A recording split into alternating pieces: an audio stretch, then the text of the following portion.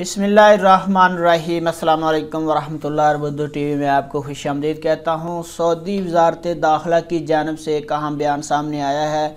Hotel قرنطینہ یا isolation کی خلاف ورزی کرنے والوں کے خلاف سخت وارننگ جاری کی گئی ہے سعودی وزارت داخلہ کی جانب سے۔ سعودی وزارت داخلہ نے اپنے ٹویٹر اکاؤنٹ پر ایک بیان جاری کیا ہے جس میں کہا ہے کہ جو لوگ ہوٹل قرنطینہ یا آئسولیشن کی خلاف ورزی کریں گے ان کو 2 لاکھ ریال جرمانہ اور 2 سال قید کی سزا ہوگی یا دونوں سزائیں ہو سکتی ہیں۔ محکمہ امن عامہ کا کہنا ہے کہ ہاؤس آئسولیشن اور قرنطینہ کی خلاف ورزی پر سزا دگنی بھی ہو سکتی ہے۔ اس کے علاوہ خلاف ورزی کا ارتکاب کرنے والا غیر ملکی ایسی صورت میں دوسری بار خلاف ورزی کرے گا تو اس سعودی عربیہ سے بے دخل کر دیا جائے گا۔ 1 دسمبر کے بعد بلیک لسٹ ممالک سے سعودی عربیہ آ رہے ہیں۔ فلائٹ اوپن ہونے کے بعد ان پر 5 دن کا قرنطینہ ہوٹل آئسولیشن، اگر کسی نے اس پہ خلاف ورزی کی اس کو 2 برس قید، 2 برس